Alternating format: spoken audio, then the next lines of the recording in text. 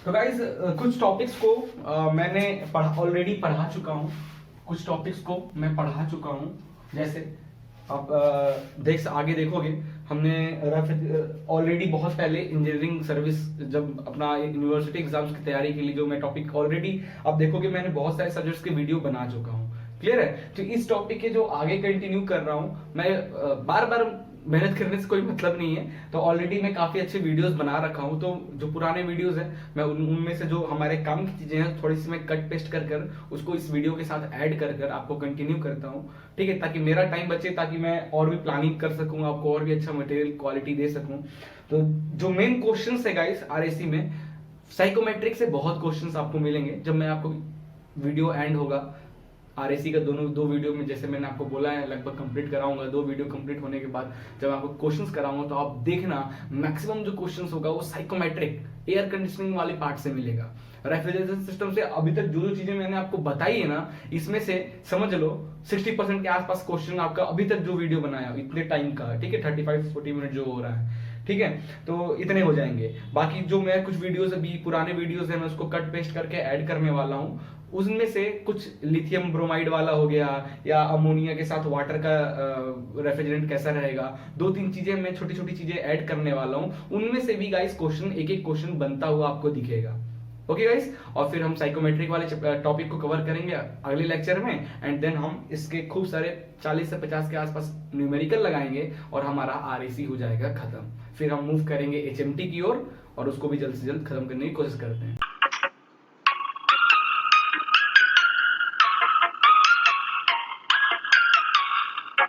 अलग करते हैं। ये पीएच डायग्राम हो गया, ये टीएस डायग्राम हो गया। अब हम लेते हैं एग्जाम्पल किसका।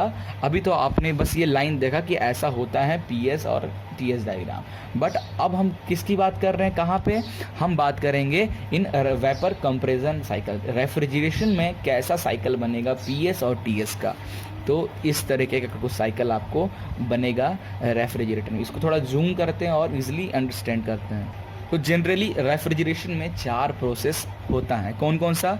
Throttling means expansion of the liquid, evaporation, compression liquid का कॉम्प्रेस होना, एंड आफ्टर कंडेंस उसको ठंडा होना। क्लियर? तो रेफ्रिजरेशन में जनरली ये 4 प्रोसेस हमें देखने को मिलता है। ओके, तो जो हमारा रेफ्रिजरेंट है अब हम उसका बिहेवियर बताएंगे, किस पॉइंट पे उसका क्या बिहेवियर मीन्स उसका टेम्परेचर क्या है, उसका प्रेशर क्या है, क्या क्या है, वो हम बताएंगे with the help of PH and TS diagram. Clear? Okay, अब देखो रेफ्रिजरेटर में हम स्टार्ट करते हैं कंप्रेशन से। ठीक, कंप्रेसर में क्या हो रहा है, आपकी लिक्विड कंप्रेस हो रहा है। कब कंप्रेस हो रहा है? जब आप कंप्रेसर को पावर दे रहे हो तब तो वो लिक्विड को कंप्रेस कर रहा है, मीन्स वर्क हो रहा है वहाँ पे। तो ये कंप्रेशन पॉइंट 2 से 3, द कंप्रेसर में at point 2 the pressure will be P2 and the temperature will be T2। Okay, तो जो कंप्रेसर में क्या होगा, जो आपका जो लिक्विड होगा, रेफ्रिजरेंट होगा, वो आएगा और आफ्टर डेट ये कंप्रेस होना स्टार्ट होगा एट 3। तो एट 3 पे देखो टेम्परेचर, पहले यहाँ पे टेम्परेचर कितना था, T2 था, ठीक है, कंप्रेस होने के बाद टेम्परेचर हो गया T3 और ये सुपर हीटेड में कन्वर्ट हो गया। ये जो लिक्विड है वो सुपर, और हमको पता है ये जो आपको लाइन दिख रहा है क्या लाइन है, हमारा ये है हमारा सैचुरेटेड लाइन, ये क्रिटिकल पॉइंट है, ये है सैचुरेटेड वेपर। इसके क्रिटिकल पॉइंट के इधर का जो रीजन है super heated region, critical point के इधर का रीजन है वो सब कूल्ड रीजन। ओके, अब ये जो हमारा है 1 2 3 4 ये हमारा साइकिल है किसका, रेफ्रिजरेशन साइकिल। ओके, तो at point 2 the pressure of the refrigerant will be P2 and temperature of the refrigerant will be T2, and after the compression the pressure of temperature will be P3 and the temperature of the refrigerant will be T3 and this is in at superheated region, क्योंकि ये हमारा vapour reason है। Vapour अगर यहाँ पे ये point जो है, ये पॉइंट और जो ये पॉइंट दिख रहा है मीन्स ये हमारा वेपर में है, बट आप देख रहे हो ये यहाँ मैच ना होके ये चीज़ यहाँ मैच हो रहा है। ये रीज़न जो है हमारा वो कौन सा रीज़न है, सुपर हीटेड मीन्स कंप्रेस होने के बाद जो हमारा वो होगा रेफ्रिजरेंट वो सुपर हीटेड मीन्स उसका टेम्परेचर बहुत ज़्यादा होगा। यहाँ पे जो टेम्परेचर होगा वो कम होगा, बट कंप्रेसर होने के बाद वो सुपर हीटेड रीजन में चला जाएगा, पूरी वेपर में कन्वर्ट हो जाएगा, समझ लो ऐसा। ठीक है, गर्म वेपर में। आफ्टर डैट कंडेंसर में the super heated vapour refrigerant leaving the compressor is completely condense at the constant pressure and temperature. तो ये देखो, ये pressure will be constant and temperature. In condensation में क्या होता है, प्रेशर भी कांस्टेंट होगा और टेम्परेचर भी कांस्टेंट होगा। तो आप ध्यान दोगे, at point this in condenser temperature will be constant from 0.3 to 0.4। ये थोड़ा सा ऊपर गया है, इसका रीज़न है वो आपको हम जब अगला टॉपिक बताएंगे वो कवर हो जाएगा। सुपर हीटेड रीजन में जाने का वो है, ठीक है, ओके। तो जब वो लिक्विड ठंडा होगा, इन that case pressure and temperature will be constant. Clear? After that throttling, in throttling 0.4 to 0.1, 0.4 to 0.1, throttling में क्या होगा, pressure will be decreases and temperature also will be decreases. देखो 0.4 पे टेम्परेचर क्या है, T4, और प्रेशर क्या है, T4, और आफ्टर 0.1 पे temperature will be decreases at T1 and pressure also will be decreases at P1, okay. तो थ्रॉटलिंग में this, after that throttling the heat will be added. यहाँ पे क्या हो रहा है, हीट ऐड हो रहा है आपके लिक्विड में, और ये वर्क हो रहा है, और यहाँ पे हीट रिजेक्ट हो रहा है, QR, हीट रिजेक्ट हो रहा है। क्लियर? यहाँ पे भी सेम, हीट एडिशन, ये वर्क डन हो रहा है कंप्रेसर में, और heat will be rejected at in condenser, okay. Clear? तो ये था हमारा पीएच और टीएस डायग्राम। ओके, तो गाइज ओवरऑल हम यहाँ पे 4 इफेक्ट देखने वाले हैं जो कि हमारे थ्योरेटिकल और एक्चुअल साइकिल में डिफरेंसेस हैं, ठीक है। तो अभी तक जो हमने पढ़ा है वो ओवरऑल थ्योरेटिकल साइकिल पढ़ा है, ठीक है। इसके बाद तो मैं लेक्चर पार्ट 5 बनाऊंगा, लेक्चर 5 जो बनाऊंगा उसमें मैं आपको एक्चुअल जो रेफ्रिजरेटर साइकिल है और थ्योरेटिकल रेफ्रिजरेटर साइकिल है उसमें क्या डिफरेंस है और क्यों ऐसा हो रहा है वो हम बताएंगे। तो जनरली क्यों हो रहा है वो ये सब इफेक्ट हैं वो आपको यहाँ पे बता रहा है। तो यहाँ से आप क्लियर हो जाएगा एक्चुअल साइकिल में क्या डिफरेंसेस हैं as compare to theoretical cycle. तो इफेक्ट ऑफ सक्शन प्रेशर और इवापोरेटर में अगर क्या इफेक्ट आ रहा है, उसके कारण क्या आपके रेफ्रिजरेटर पे सीओपी पे क्या इफेक्ट पड़ रहा है वो ओके। अगला हमारा effect of delivery pressure, means condenser में अगर कुछ ऊपर नीचे हुआ with theoretical as compare to actual, in that case आपके ओरिजिनल एक्चुअल रेफ्रिजरेटर साइकिल पे क्या असर पड़ेगा। नाउ सुपर हीटिंग, अगर आप अपने रेफ्रिजरेटर में कहीं पे कुछ सुपर हीटिंग के लिए अगर कोई एलिमेंट यूज़ कर रहे हो, कोई डिवाइस यूज़ कर रहे हो, उसके कारण आपके सीओपी पे क्या इफेक्ट पड़ेगा। एंड द लास्ट वन है इफेक्ट ऑफ सब कूलिंग ऑफ लिक्विड, अगर लिक्विड को सब कूलिंग करोगे तो कहीं पे in that case what effect on the COP of the refrigerator. And the last fifth one is the effect of suction temperature and condenser temperature. Okay, evaporator temperature और condenser temperature के में अगर कुछ changes होगा theoretical as compare to actual, in that case COP पे क्या effect पड़ेगा। ये ओवरऑल 5 इफेक्ट हम इस लेक्चर में कवर करेंगे। पहला हमारा इफेक्ट ऑफ सक्शन प्रेशर, इसको हम बोलते हैं एक और चीज that is called effect of change in evaporator pressure, ठीक है।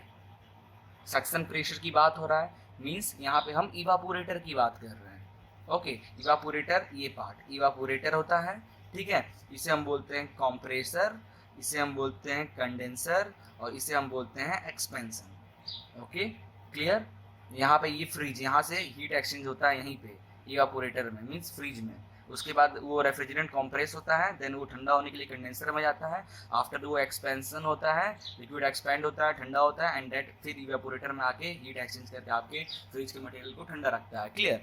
तो अगर आपकी इवेपोरेटर प्रेशर में चेंज होने के कारण सीओपी पे क्या इफेक्ट हो रहा है, तो थ्योरेटिकल साइकिल में हमने देखा था कि 1 2 3 4 ऐसा बनता है। थ्योरेटिकल साइकिल में हम कहते हैं pressure at evaporator and condenser are constant, ठीक है। मींस 1 से 2 तक जो प्रेशर है और 4 से 3 जो प्रेशर है इन कंडेंसर और इवापोरेटर वो कांस्टेंट होता है, हम थ्योरेटिकल साइकिल में कहते हैं। बट अगर आप देखोगे ये जो लाइन एक्स्ट्रा डॉटेड है, ये जो लाइन है ये आपका बता रहा है कि ये एक्चुअल साइकिल ऐसा होता है। तो क्या हुआ यहाँ पे, पहले प्रेशर ये था बट एक्चुअल साइकिल में यहाँ से ये इवापोरेटर बन रहा है, तो प्रेशर क्या हुआ, ड्रॉप हुआ। तो ये प्रेशर ड्रॉप होने के कारण एक्चुअल साइकिल में क्या आपके इसके सीओपी पे क्या इफेक्ट होता है, okay. Okay, the suction pressure or evaporator pressure decreases due to the frictional resistance of flow of the refrigerant. अब ये क्यों ऐसा होता है? आप देखो, आप थ्योरेटिकली में तो कुछ आप लेते ही नहीं हो ना, फ्रिक्शन लेते हो और पता नहीं कितना सारा मटेरियल जो आपकी पाइप की है उस पर क्या वो कितना रफ है, उसके कारण जो फ्लूइड जो उसके ऊपर फ्लो हो रहा है, सरफेस फ्लूइड डायनेमिक्स में आपने सरफेस टेक्नोलॉजी पढ़ाई होगा। जब किसी सरफेस अगर ज़्यादा रफ हुआ तो उस पर फ्लूइड स्लो मूव करता है, फ्रिक्शन के कारण और स्लो मूव करता है, हीट ज़्यादा लॉस होता है। ये सब आपने फ्लूइड मैकेनिक्स में पढ़ा होगा। तो वहीं ये हो रहा है एक्चुअल साइकिल में, हम ये देख रहे हैं कि due to flow of resistance of that refrigerant हमें क्या हो रहा है, ये प्रेशर ड्रॉप मिल रहा है यहाँ पे। Okay, now COP of original cycle 1 2 3 4 में देखें क्या होता है। ओरिजिनल साइकिल सीओपी जिस कंप्रेसर माइनस वर्क डन, ठीक है, work done, this is work done H3 minus H2, H3 minus H2 and this is the refrigeration effect H2 minus H1 enthalpy. Clear, ये हो गया ओरिजिनल का। But जब ये pressure drop हुआ इन evaporator में, इन एक्चुअल साइकिल में, इन that case what is the COP? COP क्या हो जाएगा आपका? H3 dash minus H2 dash is the work done and what is the refrigerating effect is H2 dash minus H1 dash। Okay, तो अब अगर ध्यान दोगे तो यहाँ पे प्रेशर ड्रॉप हो रहा है इन इवापोरेटर में। पहले H2 माइनस H1 था और प्रेशर ड्रॉप होने के बाद ये हो गया H2 dash minus H1 dash. Okay okay, तो पहले तो प्रेशर ड्रॉप हो गया, तो ये क्या बता रहा है कि this shows that the refrigeration effect is decrease.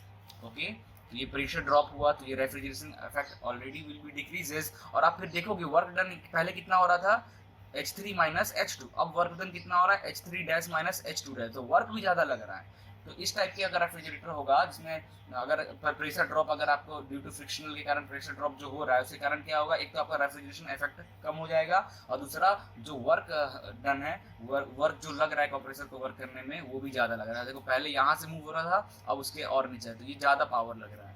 Okay, तो ये हुआ इफेक्ट ऑफ इवापोरेटर। जिसके कारण आपकी सीओपी पे डायरेक्ट इफेक्ट होता है और सीओपी आपकी रेफ्रिजरेटर की कम होती जाती है। ओके, नाउ अगला है हमारा इफेक्ट ऑफ डिलीवरी प्रेशर। ये है हमारा, इसको एक और नाम से हम बताते हैं effect of change in condenser pressure. अगर कंडेंसर में कोई प्रेशर चेंज होगा, इन दैट केस आपके सीओपी पे क्या इफेक्ट होगा। तो जो हमारा ओरिजिनल साइकिल था, theoretical cycle, that is 1 2 3 4। Okay, जिस ये है हमारा क्या है, दैट इज कॉल्ड इवापोरेटर, ये हमारा कंप्रेसर, ये हमारा है कंडेंसर और ये हम बोलते हैं इसे एक्सपेंशन। Okay, clear.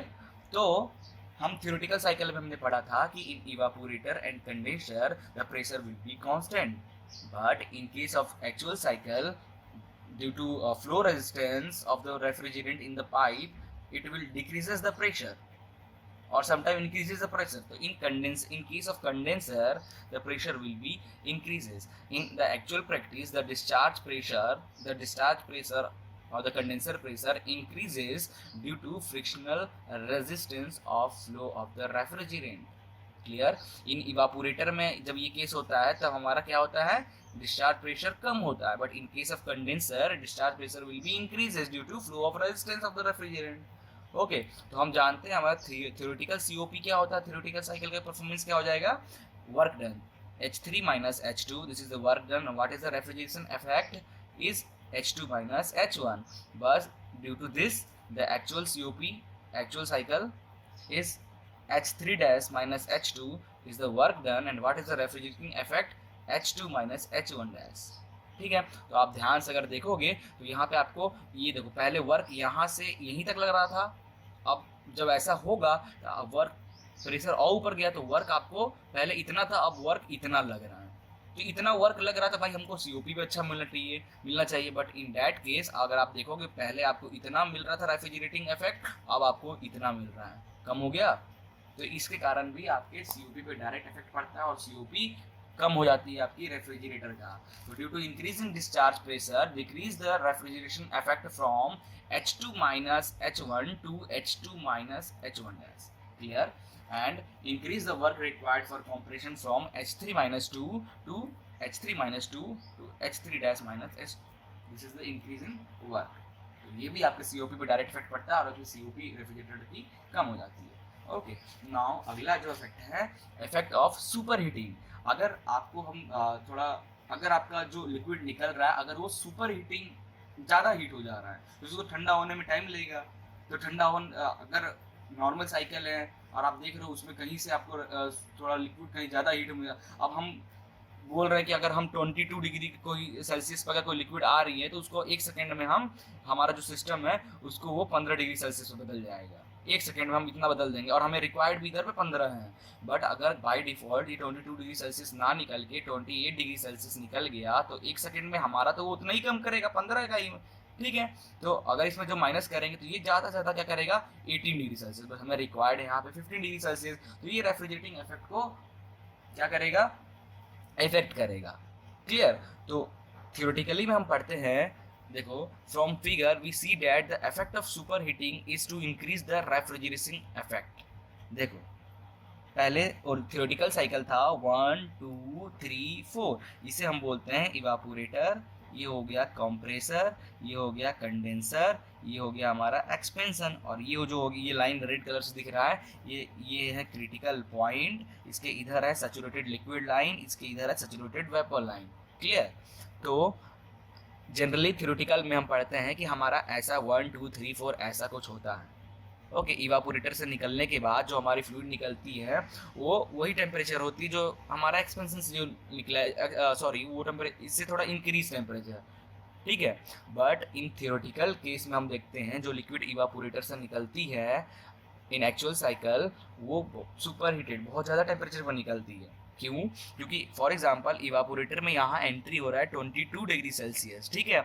अब यहाँ पे जो भी आपने मटेरियल रखा है, एप्पल हो गया, आपके फ्रूट्स हो गए, जो भी उसका टेम्परेचर लेने के बाद और यहाँ पे आप चाहोगे 25 डिग्री सेल्सियस, थ्योरेटिकल में हमने ये पढ़ा कि 25 26 ऐसे एग्जाम्पल में निकलेगा। बट इन एक्चुअल साइकिल हम देख रहे हैं हमारा क्या हो रहा है, टेम्परेचर 25 ना निकल कर 38 32 निकल रहा है। तो इसका क्या इफेक्ट पड़ेगा आपके रेफ्रिजरेटर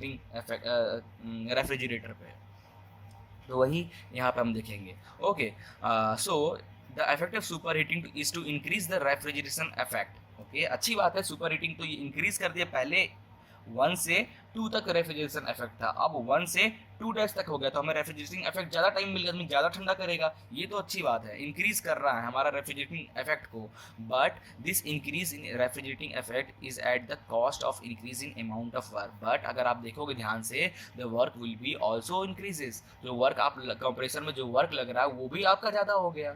तो अगर कंपेयर करें कि रेफ्रिजरेशन इफेक्ट जो हमारा हो रहा है और वर्क का, तो हम देखेंगे कि वर्क ज़्यादा लग रहा है एज़ कम्पेयर टू जो रेफ्रिजरेशन इफेक्ट हमें एक्स्ट्रा मिल रहा है उसके कंपेयर में। तो ये भी हमारा COP पे डायरेक्ट इफेक्ट पड़ रहा है और COP को कम कर रहा है। Since the increase in work is more as compared to increase in refrigerating effect, therefore overall effect of the superheating is to give a low value of COP. Clear? Now fourth one है हमारा effect of सब cooling of liquid. Clear.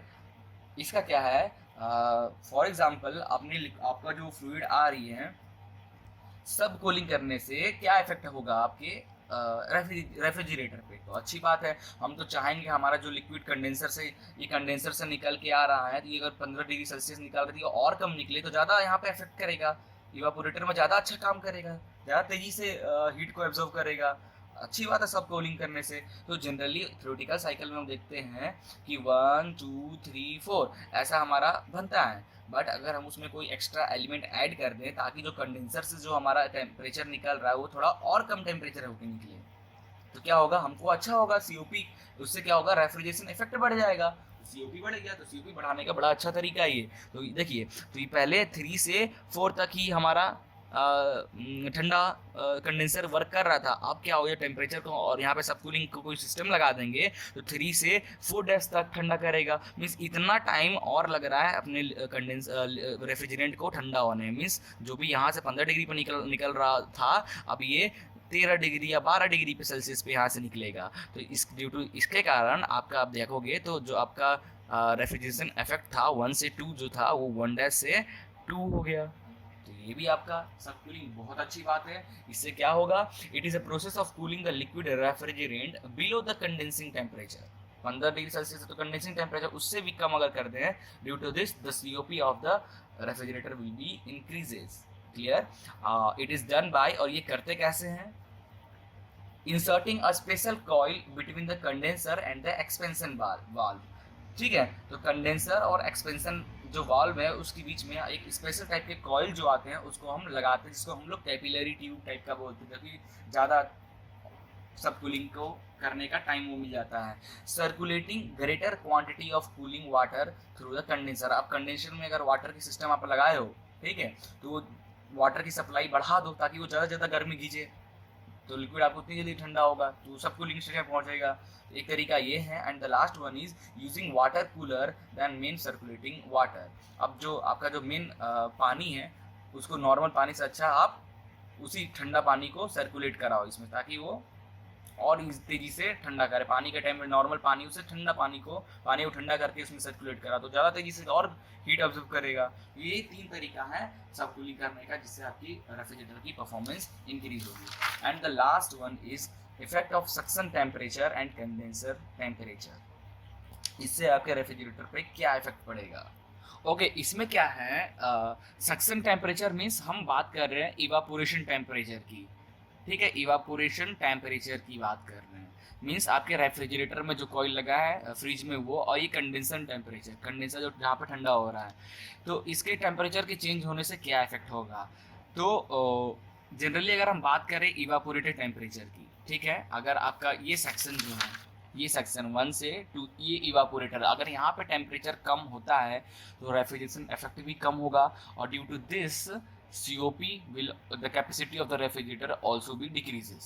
Okay, now in condenser temperature में अगर देखें same, अगर condenser temperature भी कम होता है तो वो सेम हमारा जैसे इवापोरेटेड टेम्परेचर में दिक्कत आ रहा है, तो इसकी देखिए कंडेंसर टेम्परेचर अगर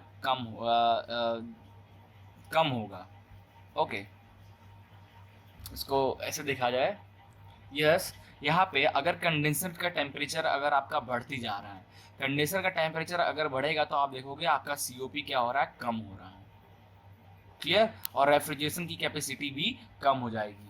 ठीक है, और इन केस अगर हम रेफ्रिजरेशन टेम्परेचर की बात करें, अगर रेफ्रिजरेटर टेम्परेचर में अगर टेम्परेचर कम हो रहा है तो COP क्या हो रहा है, COP भी कम हो रहा है, और रेफ्रिजरेटर की जो रेफ्रिजरेशन की जो कैपेसिटी है वो भी कम होगी। इट मीन्स आपका रेफ्रिजरेटर ऐसा काम करना चाहिए इन दैट केस जो रेफ्रिजरेटिंग इफेक्ट है, जो इवापोरेशन का जो लाइन है 1 से 2, उसमें टेम्परेचर का बढ़ना होना चाहिए, टेम्परेचर ज़्यादा होना चाहिए, ओके, और कंडेंसिंग टेम्परेचर वो कम होना चाहिए। इन दैट केस आपका रेफ्रिजरेटर का COP इंक्रीज होगा और आपका रेफ्रिजरेटर काफ़ी अच्छा परफॉर्मेंस देगा। तो ये दोनों फिगर हमारा यही बता रहा है, ये जो लाइन है हमारा रेफ्रिजरेशन कैपेसिटी बता रहा है, ये हमारा COP बता रहा है, ये रेफ्रिजरेशन टेम्परेचर बताएगा, और ये हमारा कंडेंसर टेम्परेचर बताएगा। Refrigeration temperature means evaporated temperature बता रहा है।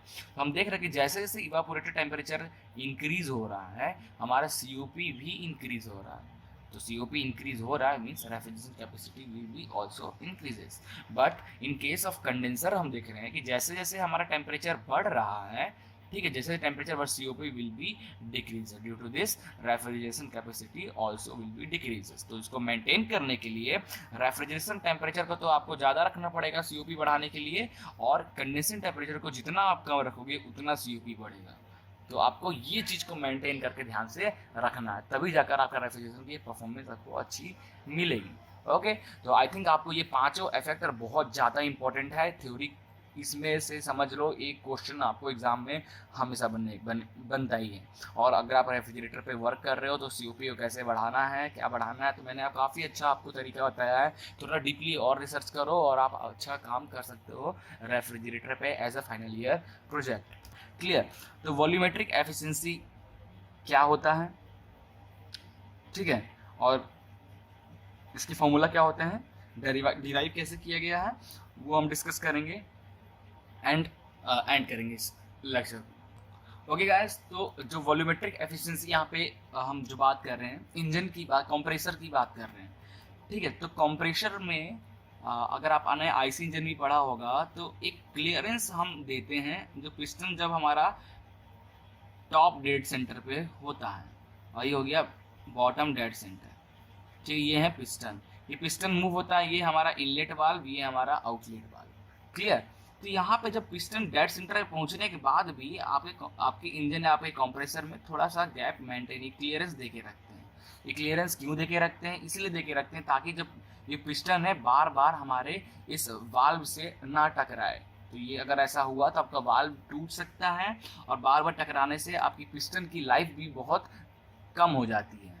ओके, एक तो ये, और एक और रीज़न है कि आपके कंप्रेसर में कोई लीक वगैरह ना हो, एक्स्ट्रा प्रेशर ना बने, उसके लिए भी ये क्लियरेंस हम दे रखते हैं। ओके, तो what is volumetric efficiency? It is defined as the ratio of actual volume of gas drawn into the compressor on each stroke to the piston displacement. Okay, तो आपकी जो कंप्रेसर है वो एक्चुअली कितना वॉल्यूम ऑफ गैस को अंदर अपने drawn करता है on each piston displacement, BDC से टीडीसी तक, टीडीसी से बीडीसी तक एक्चुअली कितना लेता है। ओके, अब हम बात करेंगे ये क्लियरेंस का। जब हम बात करते हैं तो उसमें एक टर्म आता है क्लियरेंस वॉल्यूमेट्रिक एफिशिएंसी। ये क्या होता है?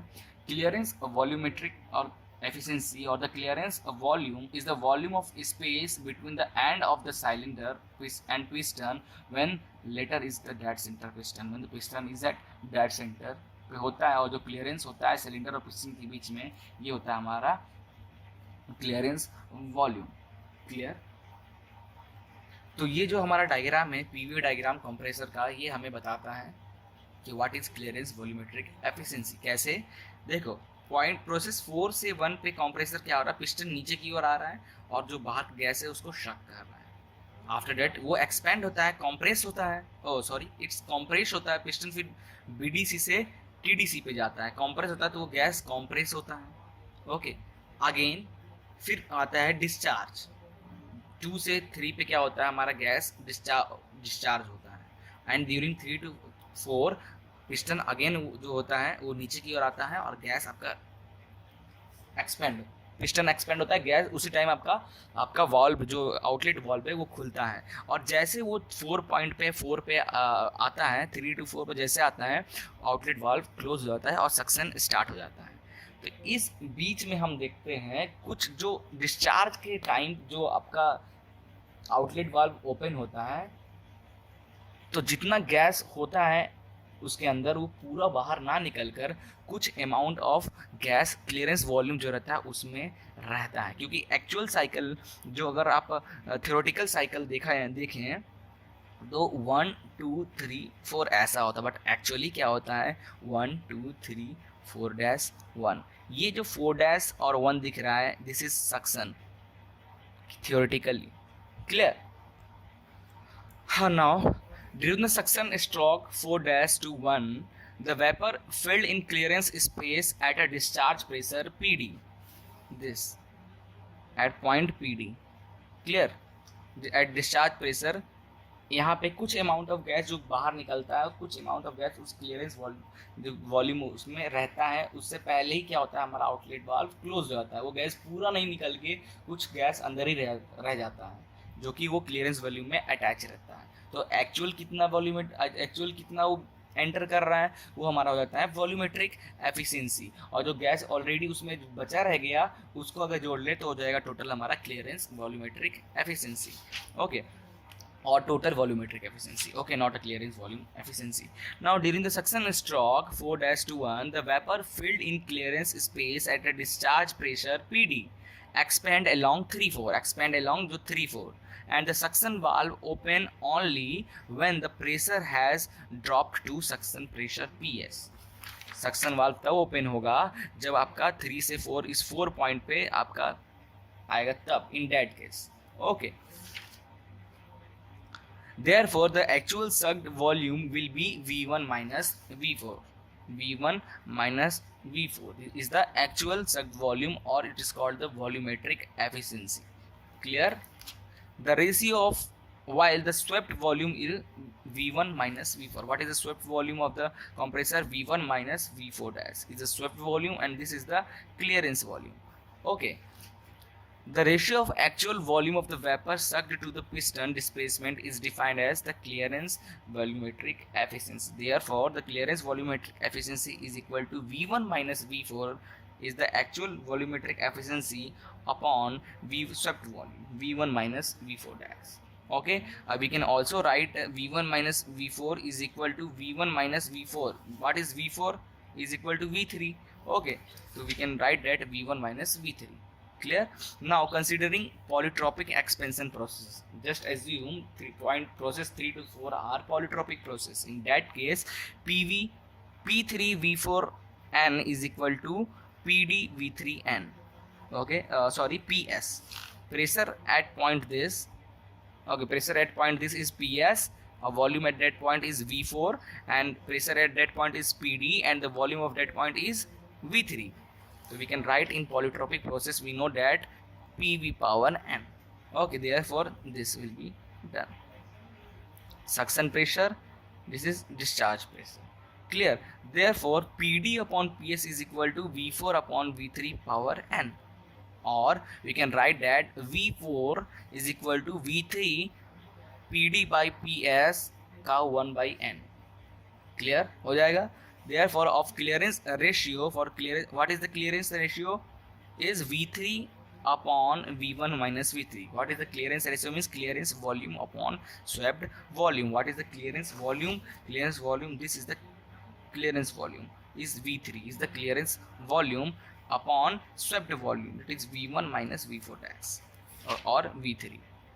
Okay, therefore efficiency, clearance volumetric efficiency is equal to, we know that V1 minus V4 upon V1 minus V3, just अभी हमने देखा, which is equal to V1 minus, इसको क्या लिख सकते हैं हम, V14 को V1 माइनस V4 डैश को माइनस कर देंगे अगर हम V4 से. Okay, V1 V4 minus V4 को क्या लिख सकते हैं हम, V1 माइनस V4 डैश को अगर हम माइनस कर दें V4 माइनस V4 डैश से, तो हमारा ये मिल जाएगा. क्लियर? तो हमने वही यहाँ पे लिखा है, which is equal to now V1 minus V4 dash, V1 minus V4 dash, where V4 dash we can write that V4 dash is V3.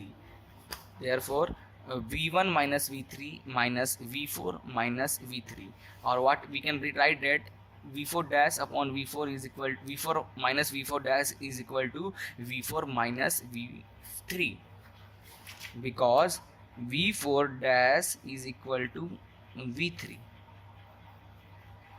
Clear? Therefore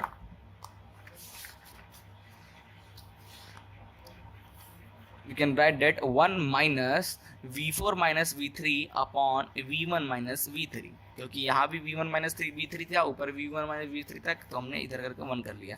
also we can write that 1 minus V4 को क्या लिख सकते हैं, अभी हमने पीछे find किया था, V4 निकाला था V3 PD upon PS power 1 by N minus V3. Clear? इसको और एक्सपेंड करो तो 1 प्लस V3 कॉमन ले लें, V3 इसमें से कॉमन ले लें तो हो जाएगा V3 V1 माइनस V3, और इसको ले लें 1 माइनस PD अपॉन PS का power 1 by N. Okay, clear? Therefore 1 plus C, इसको आप थोड़ा ओपन करें, ठीक है, ओपन करेंगे तो V3 upon V1 minus V3 is the clearance ratio. What is the clearance ratio? V3 upon V1 minus V3 is the clearance ratio, जैसा हमने पीछे अभी देखा है. क्लियर? तो उसको C रख दिया. Hence clearance volumetric efficiency is 1 plus C minus C PD upon PS power 1 by N. Okay, and what is the total volumetric efficiency? Total volumetric efficiency means actual volumetric efficiency plus clearance volumetric efficiency is called the total volumetric efficiency, and its formula is 1 plus C minus C PD अब PS का 1 by N, तो same उसमें बस into कर देना है PC by PS into TS by TS, temperature TS. Okay, where C refers to the compressor cylinder temperature, pressure compressor cylinder का pressure और टेम्परेचर, और S रेफर्स टू इवापोरेटर और सक्शन लाइन का इवापोरेटेड प्रेशर, इवापोरेटेड टेम्परेचर. वो बस इतना into कर दो तो टोटल वॉल्यूमेट्रिक एफिशिएंसी आपकी निकल जाएगी. ओके ओके गाइस, तो simple vapour absorption system start करने से पहले थोड़ा सा हम जान लें कि वेपर एब्जॉर्प्शन सिस्टम होता क्या है, क्योंकि अभी तक हम यूनिट 1 में हमने पढ़ा था air compression cycle, second unit में हमने पढ़ा वेपर कंप्रेशन साइकिल, और थर्ड है हमारा वेपर एब्जॉर्प्शन साइकिल। अंतर क्या है इनमें और ये है क्या?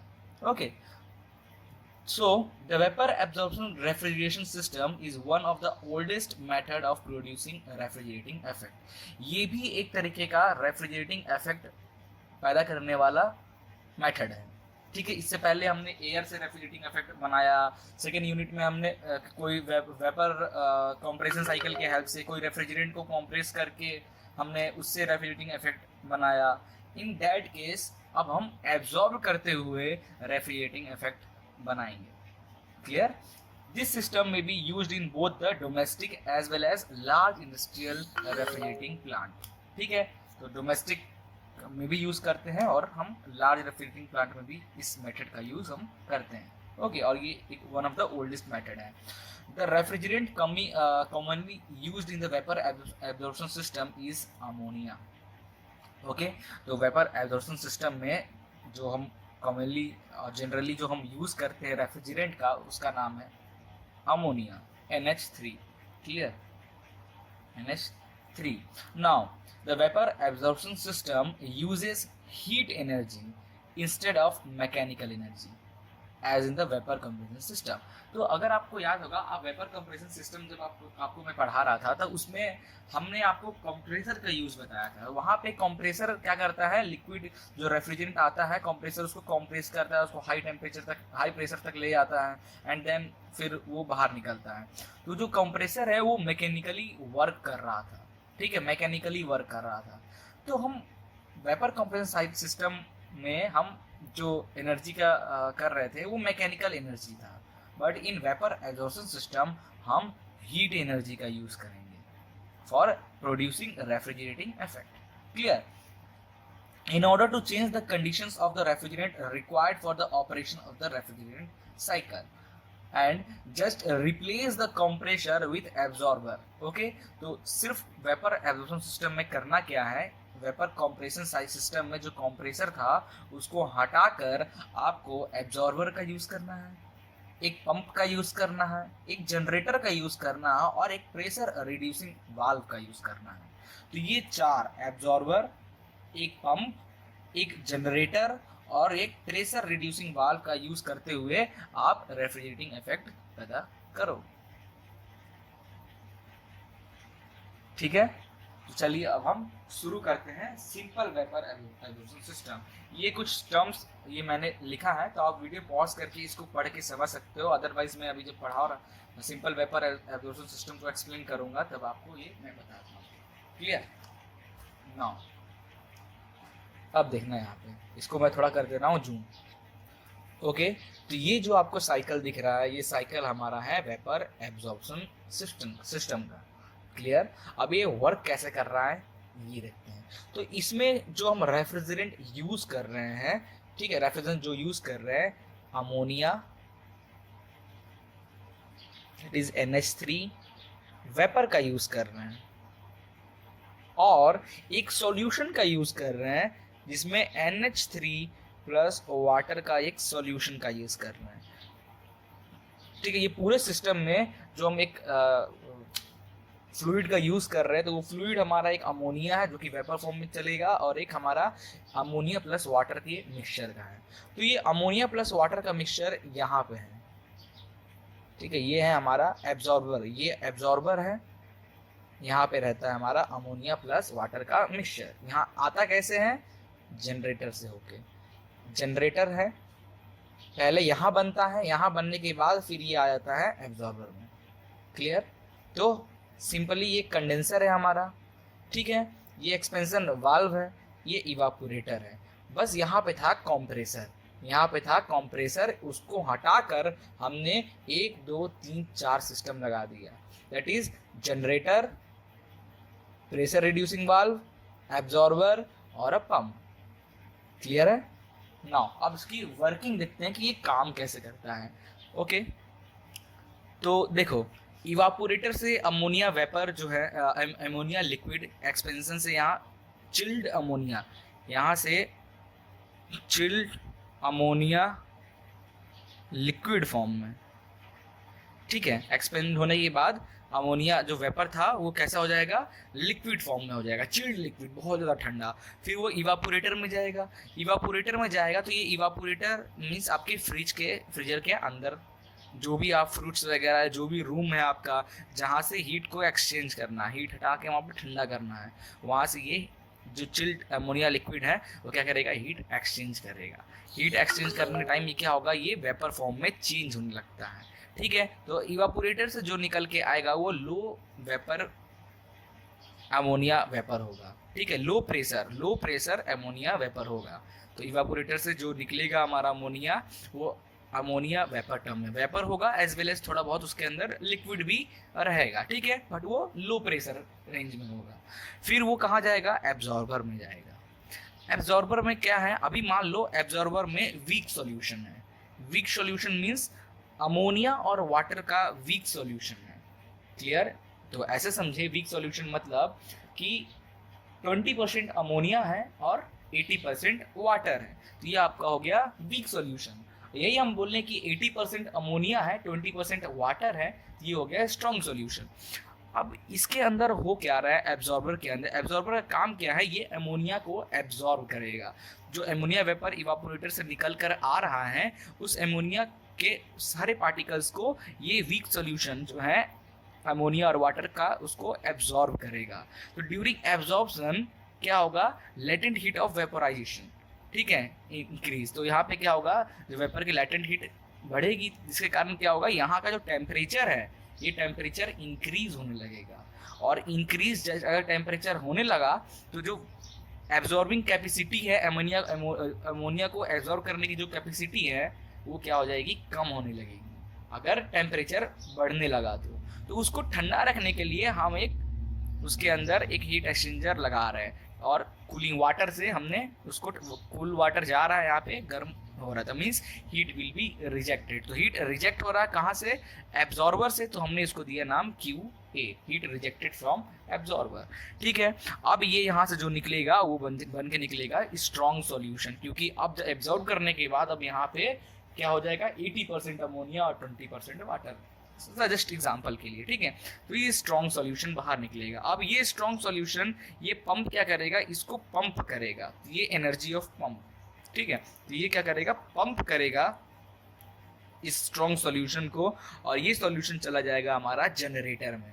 अब जनरेटर में क्या होता है, जनरेटर में अब क्या, जो यहाँ पे एब्जॉर्ब हुआ ये यहाँ पे सेपरेट होगा, ठीक है। तो ये जनरेटर में क्या होगा, स्टीम। अब इस जनरेटर में हम अब हीट सप्लाई करेंगे, ठीक है। देखो ध्यान देना, एक टर्म मैं फिर से समझा रहा हूँ, यहाँ पे हीट रिजेक्ट कर रहे थे ताकि अमोनिया ज़्यादा से ज़्यादा एब्जॉर्ब हो, ठीक है।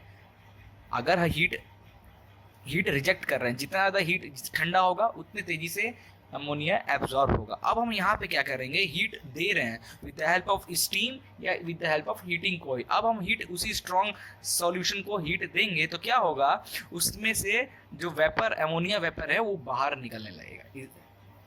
यहाँ पे एब्जॉर्ब हो रहा था, यहाँ पे अमोनिया वेपर बाहर निकलने लगेगा। अब बाहर निकलेगा तो अमोनिया के साथ क्या, कुछ अमाउंट ऑफ लिक्विड भी, वाटर के मॉलिक्यूल्स भी होंगे, क्योंकि ऊपर की ओर जब वेपर जाएगा तो ये यहाँ पे एक लगा हुआ है सेपरेटर। ये क्या करेगा, वाटर के मॉलिक्यूल्स को वापस नीचे भेज देगा, और जो गैस है, जो अमोनिया वेपर है, वो चला जाएगा किसमें, कंडेंसर में, ठीक है। वो कहाँ चला जाएगा, हाई प्रेशर अमोनिया वेपर, क्योंकि यहाँ पे हीट करे तो प्रेशर विल बी इंक्रीजेस, तो हाई प्रेशर अमोनिया वेपर कहाँ चला जाएगा, कंडेंसर में। अब इसमें बचा क्या, अब ये बच जाएगा वीक सॉल्यूशन।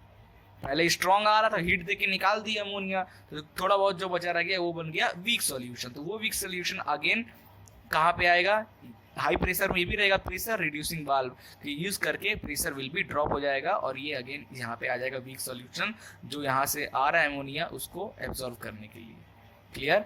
अब यहाँ से जो अमोनिया वेपर निकला, हाई प्रेशर अमोनिया वेपर, ये कंडेंसर में जाएगा, और यहाँ पे condenser with the help of water उसको ठंडा करेगा, तो हीट विल बी रिजेक्टेड, इसलिए QC। यहाँ पे हीट विल बी एडेड, इसलिए G for generator, C for condenser. तो यहाँ पे हीट रिजेक्ट हुआ। अब क्या होगा, लिक्विड, यहाँ पे जो वेपर अमोनिया होगा वो लिक्विड फॉर्म में चेंज हो जाएगा, ठीक है, लिक्विड फॉर्म में, और रिसीवर उसको रिसीव कर लेगा and again it goes from the expansion valve. In expansion valve, ठीक है, एक्सपेंशन वाल्व से जब ये पास होगा तो जो प्रेशर विल बी क्या होगा, प्रेशर यहाँ पे इंक्रीज हो जाएगा और आपके लिक्विड अमोनिया का और टेम्परेचर और कम हो जाएगा, बहुत कम हो जाएगा temperature. And this chilled ammonia liquid goes in the evaporator and it takes place heat exchange from the surrounding and again it goes in the absorber. तो ये क्लियर हो गया कैसे काम करता है। तो यही था हमारा सिंपल वेपर एब्जॉर्प्शन सिस्टम। तो ये तो था हमारा थ्योरेटिकली। अब क्या एक्चुअली ये काम करता है, तो नेक्स्ट लेक्चर में हम एक्चुअल वेपर एब्जॉर्प्शन सिस्टम पे बात करेंगे। Thank you. ओके, तो गाइज नेक्स्ट था हमारा practical vapour absorption cycle, means actual vapour absorption cycle. तो जो अभी हमने पढ़ा था सिंपल वेपर एब्जॉर्प्शन साइकिल, तो इसका जो सिस्टम है इसकी एफिशिएंसी बहुत कम है। जो आपने ये पढ़ा इसकी एफिशिएंसी बहुत ज़्यादा कम है। क्योंकि एफिशिएंसी इसलिए कम बोल रहे हैं क्योंकि यहाँ पे मैंने सेपरेटर लगा दिया था, बाकी बुक्स वगैरह में देखोगे तो यहाँ पे एनालाइजर सेपरेटर ऐसा कुछ नहीं लगा है। तो होता क्या है, जो अमोनिया, जब यहाँ पे हीट, अमोनिया ज़्यादा बॉइलिंग पॉइंट है एज कम्पेयर टू आपका वाटर, तो जल्दी बॉइल्ड हो जाता है, ठीक है, तो बॉइल हो जाता है जल्दी। तो इसमें जब अमोनिया वेपर बन के ऊपर की ओर जाता है तो कुछ अमाउंट ऑफ वाटर के भी मॉलिक्यूल्स चले जाते हैं साथ साथ में। तो इससे क्या होती है, इसकी एफिशिएंसी कम हो जाती है। तो जो वाटर है वो आगे चल के कंडेंसर में जाके जब ठंडा होता है अमोनिया, अगर वाटर के ड्रॉपलेट्स है तो वो आइस फॉर्म में चेंज हो जाते हैं, जो कि आपके इस पाइप को ब्लॉक कर सकते हैं। क्लियर। तो हमें कुछ भी कर यहाँ कंडेंसर तक वाटर के ड्रॉपलेट्स नहीं पहुँचाना है, तो इसलिए हम एनालाइजर का यूज़ करते हैं। Analyser as well as rectifier का यूज करते हैं, ताकि एक भी पॉइंट एक हल्का सा भी वाटर के मॉलिक्यूल्स ना जाए कंडेंसर तक, सिर्फ एमोनिया वेपर ही जाए। क्लियर। तो एक एनालाइजर का यूज करते हैं और हम 2 हीट एक्सचेंजर का यूज करते हैं ताकि उसकी एफिशिएंसी को और बढ़ाया जा सके। तो वर्क कैसे करता है ये देखते हैं। ओके, तो कंडेंसर से जो हमारा निकल के कंडेंसर से जब हमारा वेपर, पहले यहाँ तो कंडेंसर तक वेपर अमोनिया आता है, हाई प्रेशर वेपर अमोनिया आता है, यहाँ पे ठंडा होता है तो वो लिक्विड फॉर्म में चेंज हो जाता है, ठीक है, लिक्विड फॉर्म में चेंज हो जाता है। ये है हमारा रिसीवर जो इस लिक्विड फॉर्म को रिसीव करता है, और फिर वो लिक्विड जो है वो यहाँ पे हाई प्रेशर या टेम्परेचर ज़्यादा हो जाता है, ठंडा होने के बाद अच्छा खासा ठंडा हो जाता है हमारा क्या, अमोनिया। फिर वो अमोनिया को हम हीट एक्सचेंजर में जाता है, हीट एक्सचेंजर में जाता है और ये वाले लाइन से हीट को एक्सचेंज करता है और ये और ठंडा हो जाता है। हीट एक्सचेंजर से निकलने के बाद हमारा अमोनिया लिक्विड है और ठंडा हो जाता है। उसके बाद फिर वो चला जाता है एक्सपेंशन वाल्व में। एक्सपेंशन वाल्व में जाने के बाद अमोनिया जो आपका लिक्विड है उसका टेम्परेचर और डाउन हो जाता है, बहुत ज़्यादा चिल्ड अमोनिया मिलता है यहाँ पे, चिल्ड लिक्विड अमोनिया NH3 आपको मिलता है इस पॉइंट पे। क्लियर है। फिर यहाँ से वो चला जाता है इवापोरेटर में, और जो भी आपके फ्रूट्स वगैरह हैं या फिर रेफ्रिजरेटर में या फिर आपका जो रूम है उससे हीट एक्सचेंज करता है, उसको ठंडा करता है, उसकी गर्मी को अपने अंदर लिक्विड लेता है और वो वेपर फॉर्म में चेंज होने लगाता है। ठीक है, वेपर फॉर्म में चेंज होने लगता है अमोनिया लिक्विड। वो वेपर जो यहाँ से निकलता है, ठीक है, वो चला जाता है हीट एक्सचेंजर में, जो कि ठंडा कर, जो आपका कंडेंसर से जो लिक्विड आता रहता है उसको ठंडा करने में हेल्प करता है। क्लियर। और उसके बाद फिर वो जो वेपर है वो vapour low pressure vapour ammonia निकल के आता है हीट एक्सचेंजर, इस वाले हीट एक्सचेंजर से, और वो जाता है एब्जॉर्बर में। एब्जॉर्बर में आपका क्या रहता है, वीक सॉल्यूशन, जैसे कि मैंने बताया था वीक सॉल्यूशन बोले तो अमोनिया और वाटर का मिक्सचर, वीक सॉल्यूशन यहाँ पे रहता है। ठीक है, अब ये वीक सॉल्यूशन क्या करेगा, तो जैसे ये लो प्रेशर वेपर अमोनिया जब इससे जाता है तो ये एब्जॉर्बर क्या करेगा, अमोनिया वेपर को एब्जॉर्व करने लगता है। जो वीक सॉल्यूशन रहता है वो एब्जॉर्व करने लगता है। तो एब्जॉर्व करते टाइम लेटेंट हीट एक्सचेंजिंग, तो आपका टेम्परेचर यहाँ का बढ़ने लगता है। जैसे जैसे टेम्परेचर बढ़ेगा तो हमें पता है कि कैपेसिटी एब्जॉर्बिंग कैपेसिटी जो अमोनिया की है वो कम होने लगेगी। तो हम चाहते हैं कि ये जो वीक सॉल्यूशन है वो ठंडा रहे, इसलिए हम यहाँ पे एक हीट एक्सचेंजर लगाते हैं जो कि उसको ठंडा करता है, वाटर कूल के लिए, ठीक, वाटर से ही ठंडा करता है।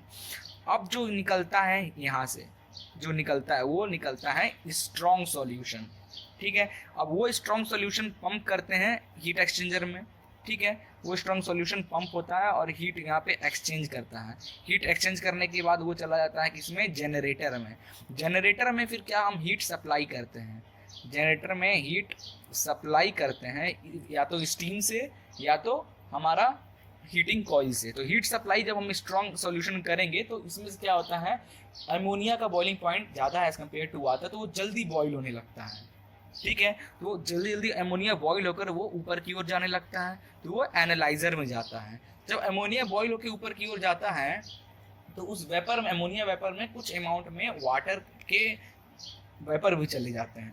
तो वो वाटर वेपर यहाँ पे एनालाइजर में जाकर छन जाते हैं।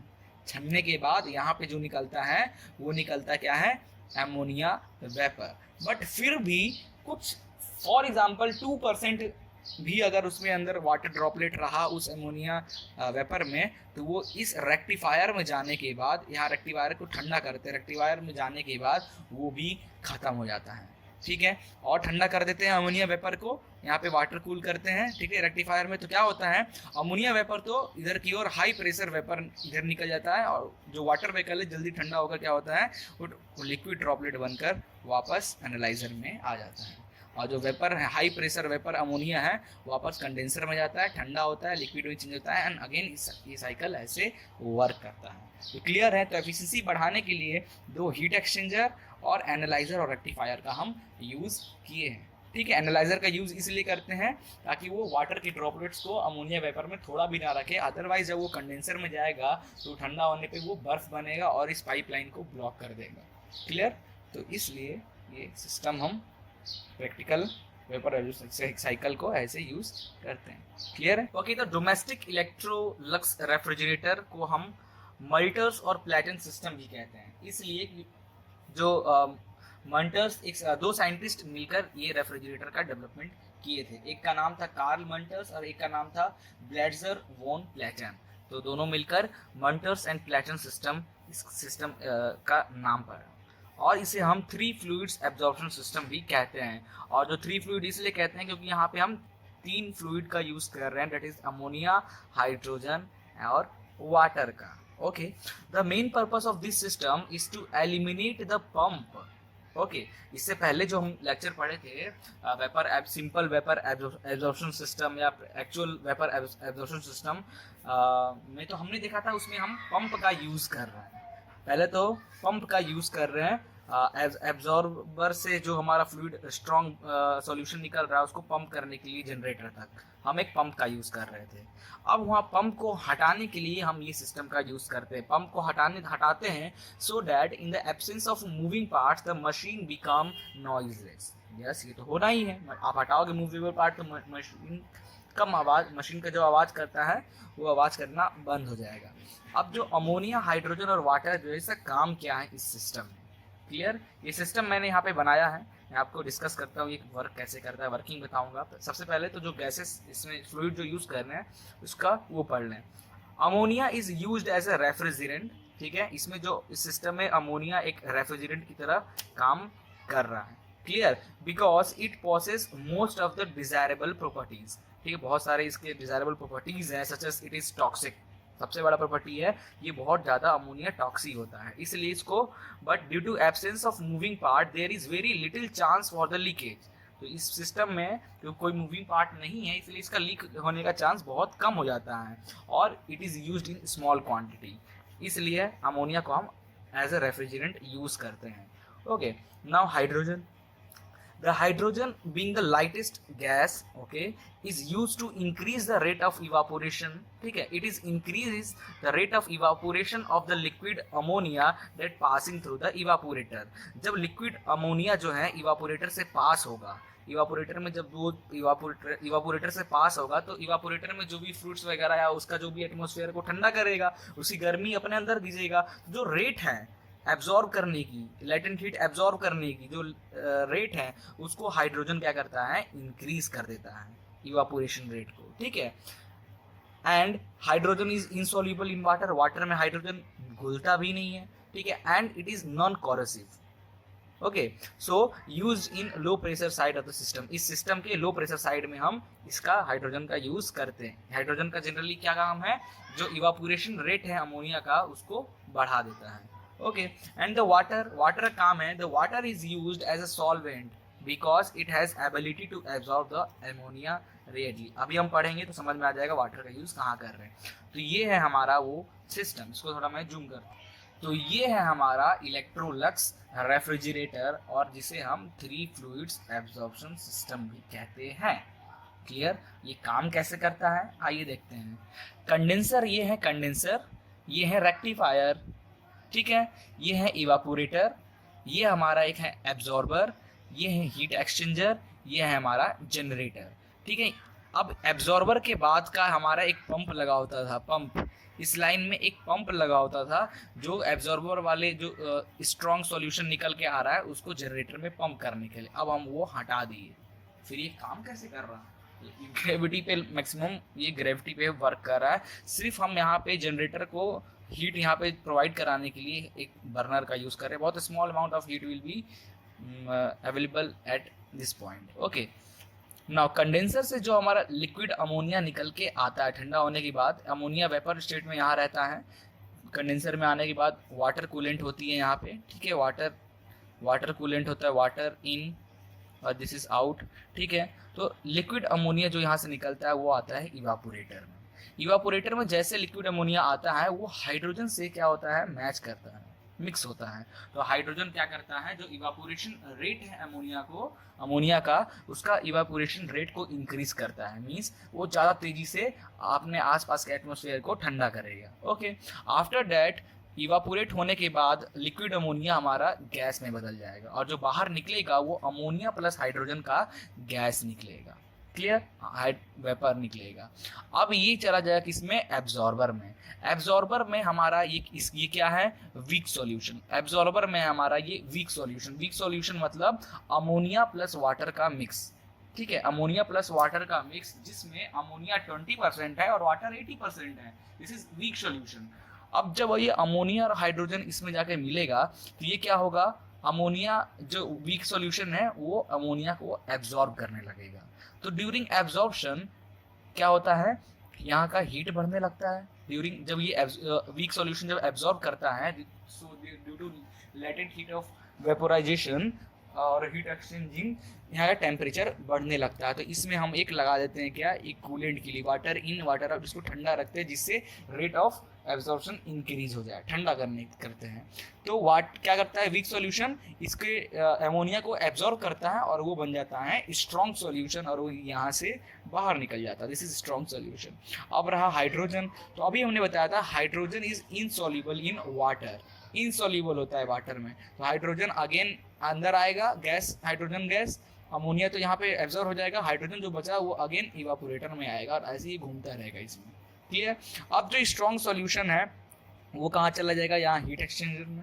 हीट एक्सचेंजर में ये स्ट्रॉन्ग सॉल्यूशन क्या रहता है, थोड़ा ये इसके जो वीक सॉल्यूशन जो इसके कंपेयर में ये थोड़ा ठंडा होता है, ठीक है। ये जो निकल के आ रहा है वीक सॉल्यूशन, इसके कंपेयर में ये ठंडा होता है। तो जो वीक सॉल्यूशन को ठंडा करने के लिए ये हेल्प करता है, स्ट्रॉन्ग सॉल्यूशन वीक सॉल्यूशन को ठंडा करता है इन हीट एक्सचेंजर में। तो यहाँ से हीट एक्सचेंजर से निकला स्ट्रॉन्ग सॉल्यूशन वो चला जाता है जनरेटर में, स्ट्रॉन्ग सॉल्यूशन जनरेटर में चला जाता है। जनरेटर में हम हीट सप्लाई करते हैं जिससे क्या होता है, स्ट्रॉन्ग सॉल्यूशन के बीच में से जो अभी अमोनिया है वो बाहर आ जाता है, अमोनिया वेपर बाहर आ जाता है, और जो भी बचा हुआ वीक सॉल्यूशन है जिसमें मीन्स फॉर एग्जांपल थोड़ा सा अमोनिया बचा रह गया और थोड़ा सा वाटर, वो जनरेटर से बाहर निकलकर वो यहाँ पे हीट एक्सचेंजर में आके क्या करता है, ठंडा हो जाता है, जो कि स्ट्रॉन्ग सॉल्यूशन जो जा रहा है उससे, and again it goes in absorber.